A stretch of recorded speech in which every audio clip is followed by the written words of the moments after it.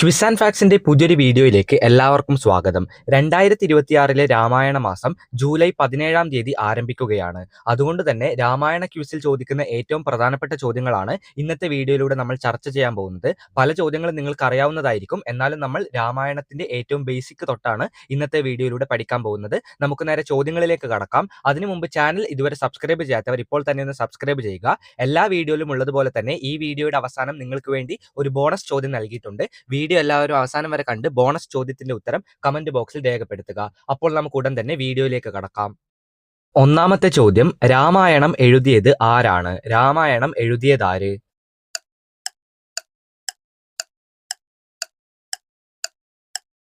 ഉത്തരം വാത്മീകി മഹർഷി. വാത്മീകി മഹർഷിയാണ് രാമായണം എഴുതിയിരിക്കുന്നത്. ഏറ്റവും ബേസിക് ആയ കാര്യം ആദ്യം പഠിക്കുക. രാമായണം എഴുതിയിരിക്കുന്നത് വാത്മീകി മഹർഷി. രണ്ടാമത്തെ ചോദ്യം, മലയാളത്തിൽ അധ്യാത്മരാമായണം കിളിപ്പാട്ട് എഴുതിയത് ആരാണ്?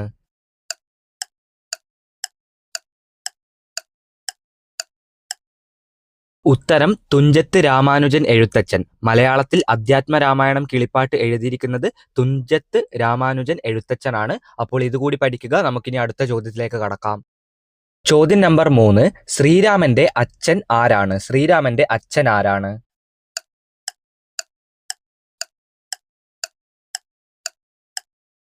ഉത്തരം ദശരഥ മഹാരാജാവ്. ശ്രീരാമന്റെ അച്ഛൻ വളരെ ഇമ്പോർട്ടന്റ് ആയ ഒരു ചോദ്യമാണ്. ഉത്തരം ദശരഥ മഹാരാജാവാണ് ശ്രീരാമന്റെ അച്ഛൻ. ശ്രീരാമന്റെ അച്ഛനെ പറ്റി മാത്രം പഠിച്ചാൽ പോരാ, അമ്മയെ പറ്റിയും കൂടി പഠിക്കണം. നാലാമത്തെ ചോദ്യം, ശ്രീരാമന്റെ അമ്മ ആരാണ്?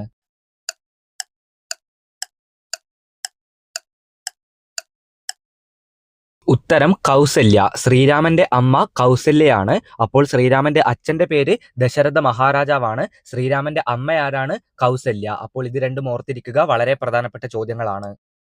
ചോദ്യം നമ്പർ 5, ശ്രീരാമന് ആകെ എത്ര സഹോദരന്മാരാണ് ഉണ്ടായിരുന്നത്?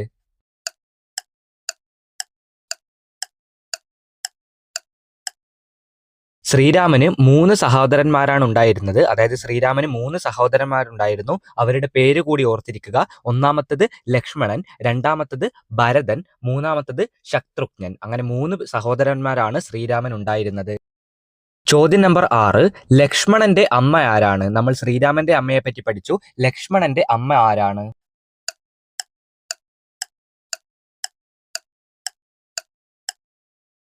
ഉത്തരം സുമിത്രാദേവി. സുമിത്രാദേവിയാണ് ലക്ഷ്മണന്റെ അമ്മ. ശ്രീരാമന്റെ അമ്മ കൗസല്യയാണ്. ലക്ഷ്മണന്റെ അമ്മ സുമിത്രാദേവി. ഏഴാമത്തെ ചോദ്യം, ശ്രീരാമന്റെ വില്ലിന്റെ പേരെന്താണ്? ശ്രീരാമന്റെ വില്ലിന്റെ പേരെന്ത്?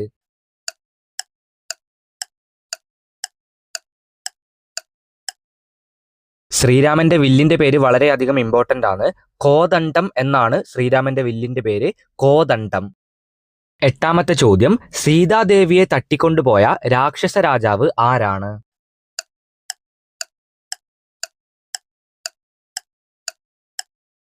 ഉത്തരം രാവണനാണ്. രാവണനാണ് സീതാദേവിയെ തട്ടിക്കൊണ്ടുപോയ രാക്ഷസ രാജാവ് എന്നറിയപ്പെടുന്നത്. ഉത്തരം രാവണൻ. സീതാദേവി ശ്രീരാമന്റെ ഭാര്യയാണെന്ന് നിങ്ങൾക്ക് അറിയാം. അതുകൊണ്ടാണ് അതൊരു ചോദ്യമായി ഉൾപ്പെടുത്താഞ്ഞത്. അഥവാ ശ്രീരാമന്റെ ഭാര്യയാണ് എന്ന് ചോദിച്ചൊരു ചോദ്യം വരികയാണെങ്കിൽ അതിന്റെ ഉത്തരം സീതാദേവിയാണെന്ന് കൂടി ഓർത്തിരിക്കുക.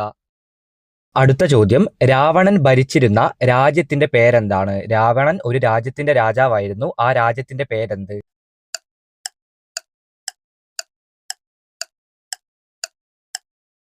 നിങ്ങളെല്ലാവരും ചെറുപ്പം തൊട്ടേ കേട്ടിട്ടുണ്ടാവും. ഉത്തരം ലങ്കയാണ്. രാവണൻ ഭരിച്ചിരുന്ന രാജ്യത്തിന്റെ പേര് ലങ്ക. അടുത്ത ചോദ്യം, സീതയെ അന്വേഷിച്ച് ലങ്കയിലേക്ക് കടൽ ചാടിക്കടന്നത് ആരാണ്?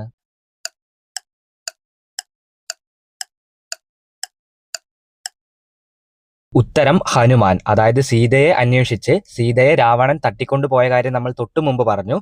അതുകൊണ്ട് തന്നെ സീതയെ അന്വേഷിച്ച് ലങ്കയിലേക്ക് കടൽ ചാടിക്കടന്നു പോയത് ഹനുമാനാണ് എന്ന് കൂടി ഓർത്തിരിക്കുക. ചോദ്യം നമ്പർ 11, ശ്രീരാമൻ എത്ര വർഷമാണ് വനവാസം അനുഭവിച്ചത്?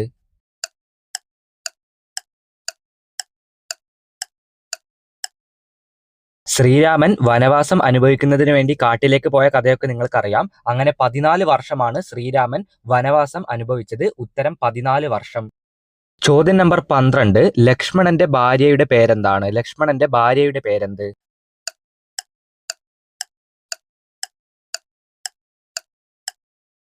ഉത്തരം ഊർമിള. ലക്ഷ്മണന്റെ ഭാര്യയുടെ പേര് ഊർമിള എന്നാണ്. ആദ്യം തന്നെ ശ്രീരാമന്റെ ഭാര്യയുടെ പേര് സീതാദേവിയാണെന്ന് നിങ്ങൾക്കറിയാം. അതുകൂടി കമ്പയർ ചെയ്ത് പഠിക്കുക. ലക്ഷ്മണന്റെ ഭാര്യയുടെ പേര് ഊർമിള. ചോദ്യം നമ്പർ 13. ശ്രീരാമന്റെ പരമഭക്തനായ വാനരവീരൻ ആരാണ്? വാനരവീരൻ ആരാണ്? ശ്രീരാമന്റെ പരമഭക്തനായ വാനരവീരൻ ആര്?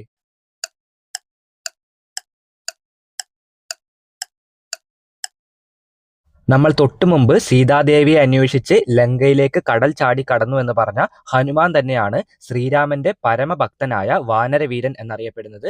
ഉത്തരം ഹനുമാൻ. ചോദ്യം നമ്പർ 14. വനവാസകാലത്ത് രാമനും ലക്ഷ്മണനും സീതയും താമസിച്ച കാട് ഏതാണ്?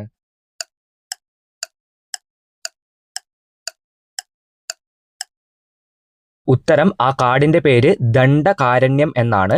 വനവാസകാലത്ത് രാമനും ലക്ഷ്മണനും സീതയും താമസിച്ച കാടിന്റെ പേര് ദണ്ഡകാരണ്യം. ചോദ്യം നമ്പർ 15. സീതാദേവിയുടെ പിതാവ് ആരാണ്? സീതാദേവിയുടെ പിതാവ് ആര്?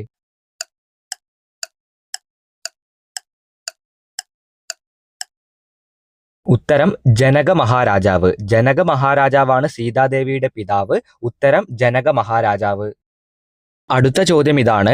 രാവണന്റെ പത്നിയുടെ പേരെന്താണ്? രാവണന്റെ പത്നിയുടെ പേര്.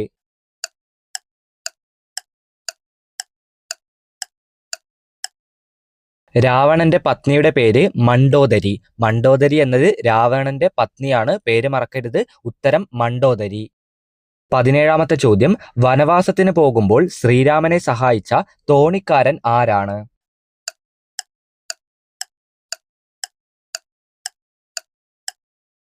ഉത്തരം ഗുഹൻ. ഗുഹൻ എന്ന തോണിക്കാരനാണ് വനവാസത്തിന് പോകുമ്പോൾ ശ്രീരാമനെ സഹായിച്ച തോണിക്കാരൻ എന്നറിയപ്പെടുന്നത്. അദ്ദേഹത്തിന്റെ പേരാണ് ഗുഹൻ. മറക്കരുത്. ഇമ്പോർട്ടന്റ് ആയ ഒരു ചോദ്യമാണ്. ചോദ്യം നമ്പർ 18. സീതയെ രക്ഷിക്കാൻ രാവണനോട് പൊരുതിയ പക്ഷി ഏതാണ്? സീതയെ രക്ഷിക്കാൻ രാവണനോട് പൊരുതിയ പക്ഷി ഏതാണ്?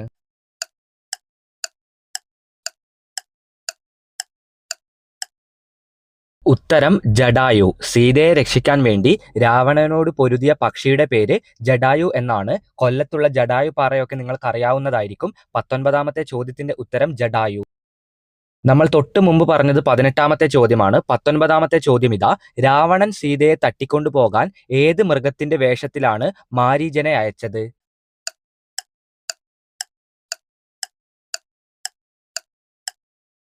19ാമത്തെ ചോദ്യത്തിന്റെ ഉത്തരം സ്വർണ്ണമാൻ.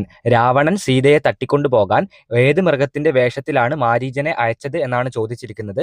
ഉത്തരം സ്വർണ്ണമാനാണ്. അടുത്ത ചോദ്യത്തിലേക്ക് കടക്കുന്നതിന് മുമ്പ് ക്വിസ് ആൻഡ് ഫാക്ട്സിന്റെ വാട്സ്ആപ്പ് ഗ്രൂപ്പിനെ പരിചയപ്പെടുത്തുകയാണ്. നമ്മുടെ വാട്സ്ആപ്പ് ഗ്രൂപ്പിൽ ജോയിൻ ചെയ്യുകയാണെങ്കിൽ നമ്മൾ അപ്ലോഡ് ചെയ്യുന്ന എല്ലാ ചോദ്യങ്ങളും ഉത്തരങ്ങളും നിങ്ങൾക്ക് PDF രൂപത്തിൽ ലഭിക്കുന്നതാണ്.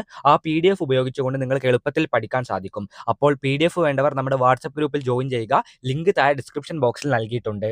ചോദ്യം നമ്പർ 20. സംസ്കൃതത്തിലെ ആദ്യ കാവ്യമായി അല്ലെങ്കിൽ ആദികാവ്യമായി അറിയപ്പെടുന്നത് ഏതാണ്?